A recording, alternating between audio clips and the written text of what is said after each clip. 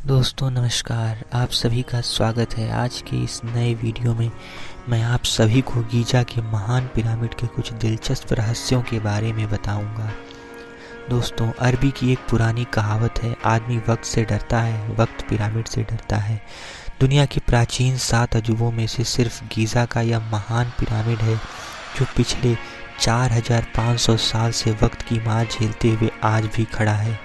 वक्त भी इसे मिटा नहीं सका। इजिप्ट के पिरामिड को बने 45 सदियां बीत चुकी हैं, लेकिन आज भी यह बात एक रहस्य है कि उस जमाने में इतने विशाल पिरामिड आखिर कैसे बनाए गए होंगे।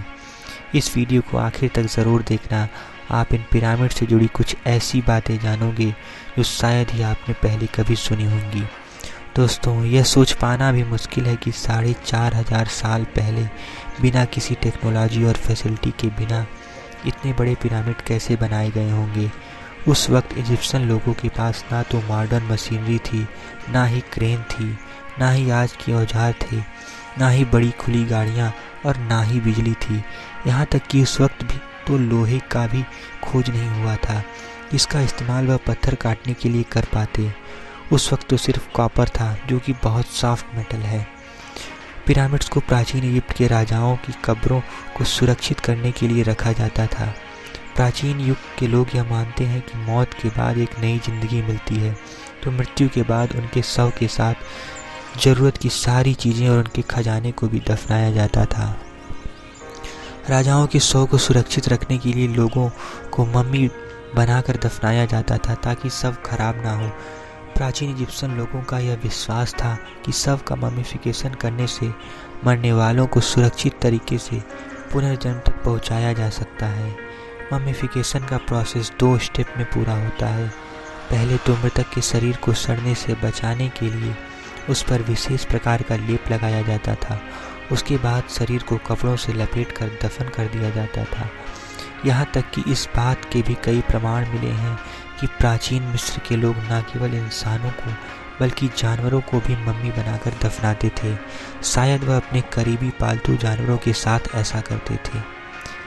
दोस्तों, वैसे तो मिस्र में अब तक 138 पिरामिड खोजे जा चुके हैं, लेकिन मिस्र के गीज़ा शहर में मौजूद ये 3 पिरामिड सबसे प्रसिद्ध हैं और इन तीनों में से सबसे बड़ा और सबसे पुराना पिरामिड है। यह दुनिया की प्राचीन 7 अजूबों में से था।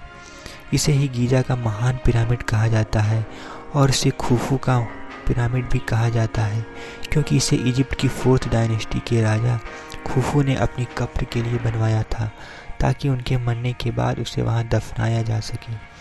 प्राचीन मिस्र के राजाओं को फ़ैरो कहा जाता था। गीज़ा के महान पिरामिड को जब बनाया गया तो यह 481 फीट ऊंचा था, लेकिन हजारों साल में हवा और बारिश द्वारा किए गए कटाव की वजह से पिरामिड ने लगभग ऊपर से 26 फीट की ऊंचाई को खो दिया और वर्तमान समय में इसकी ऊंचाई 455 फीट रह गई है। आखिर कैसे इतने भारी पत्थरों को 481 फुट की ऊंचाई तक पहुंचाया गया होगा, जहां एक एक पत्थर का वजन कई टन है, और इतनी बड़ी परियोजना को सिर्फ 20 सालों में अंजाम दिया गया। इंजीनियर मानते हैं कि आज इतनी एडवांस टेक्नोलॉजी होने के बावजूद भी ऐसा ही एक दूसरा पिरामिड बनाना बहुत ही मुश्किल है।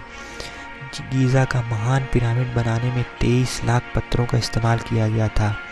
कैसे इतनी भारी भरकम पत्थरों को एक के ऊपर एक रखा गया होगा, रिसर्चर्स आज भी यह जानने के प्रयास में जुटे हैं कि कैसे उस जमाने में इस असाधारण काम को अंजाम दिया गया होगा।